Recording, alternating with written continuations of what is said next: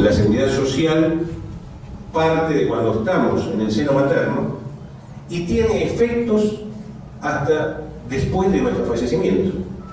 En lo previsional existe la pensión, existen los derechos de los causavientes, por lo cual el reduccionismo que durante muchos años se vino haciendo del término tiene que ver con este tupamán que se fue practicando en la sociedad argentina, separando las cuestiones, la cuestión de género por un lado, la cuestión etaria por el otro, la cuestión religiosa por el otro. Y en este tupamán nos fueron generando soluciones a cada uno de los segmentos, recetas provenientes de los organismos multilaterales de crédito. ¿Qué fuimos viendo? Que se iba en cada una de esas recetas enajenando parte de nuestro patrimonio como entidad cultural, como nación. Y de esto estamos hablando cuando estamos recordando esto que es una simple ley. Y si yo voy un paso más allá, digo que en esa enajenación no es muy distinto lo que pasa con los viejos a la enajenación, por ejemplo, que está Pino acá, de nuestro petróleo, de nuestras reservas. Porque en realidad estamos, cuando se enajena la memoria de una sociedad, estamos permitiendo que carezca de valor el resto de las enajenaciones y se puede hacer sin que exista la suficiente contrapartida de lucha. En esta brutal dictadura del 76, que conocemos sus resultados sobre la vida de nuestros jóvenes o la muerte y desaparición de ellos, poco se sabe qué pasó con nuestros hijos. Y fíjense que fue cuando los argentinos debíamos ser derechos humanos que se generaron los grandes asilos de ancianos. Se desactivaron los centros de la medicina, de la salud pública, y se activaron grandes asilos. En esos asilos, ¿a quién nos encontramos?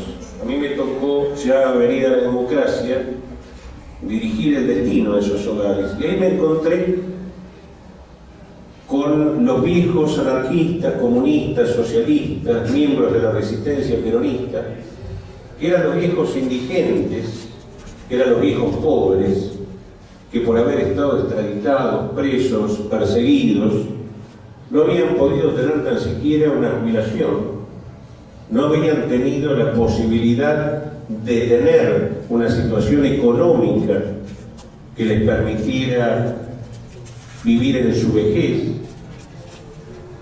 Y los militares eran malos con los jóvenes y buenos con estos viejos. No, en realidad, en los años del Mundial, lo que se metía intramuros era la memoria social. Y como todo autoritario, como todo dictador, suponían que la foto donde ellos estaban arriba iba a ser la muestra de una sociedad hacia el futuro, sin el motor de cambio que era la juventud y sin el combustible de ese cambio que eran los viejos a través de la memoria social. Sin embargo, las capas de la conciencia social avanzaron, esto cambió, se buscó verdad y justicia, pero siguen en muchos órdenes los que ellos generaron. Y en esa dictadura del 76, donde ya aparecía un personaje, perdón por nombrarlo, horario de protección al menor todavía, Domingo Felipe Cavallo, que después reapareció y reaparece durante muchos años, lo que también siempre se mantuvo desde el 77 para la fecha es la ley de entidades financieras. Y ustedes ahora van a ver qué tiene que ver Cavallo, la ley de entidades financieras, con esto que estamos hablando, que es la movilidad jubilatoria. Yo suelo decir que aquellas lluvias trajeron estos barros y que recuperamos aspectos fundamentales de la vida democrática, pero quedamos condicionados como sociedad en muchos otros aspectos, y este es uno de los elementos fundamentales, el de la seguridad social, el de la previsión. Y concretamente, más allá de lo que todos saben, que acá acudieron a las cajas de jubilación todos los gobiernos, de todos los sectores y de todos los uniformes que pasaron, porque la recaudación previsional era plata fresca, era algo así como esperar que el colectivero haga su recorrido, esperarlo en la parada y sacarle el monedero. Total era plata de los que iban a cobrar después, los jubilados. Algunos con el pensamiento de que se iba a recuperar la plata o que se iba a invertir en algo que iba a ser productivo, etcétera, etcétera. Pero esa plata nunca volvió. Y el sistema está en crisis hace muchos años. Pero entonces,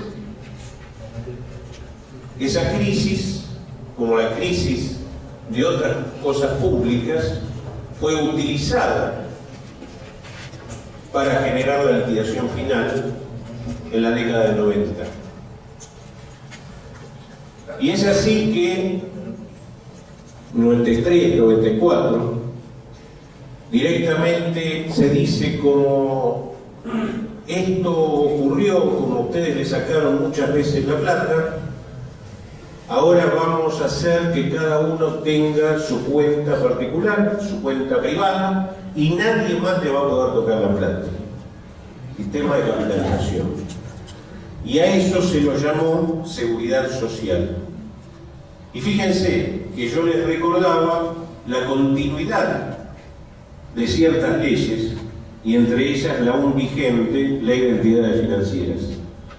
Porque ¿a quién se le dio a cuidar la plata de cada uno de los argentinos, de cada uno de los trabajadores de Argentina? Al lobo, a esas entidades financieras que después se quedaron con los ahorros y que antes produjeron golpes a la democracia cuando sus intereses se veían más o menos afectados o cuando sus negocios no tenían el rendimiento que ellos querían que tuvieran. Y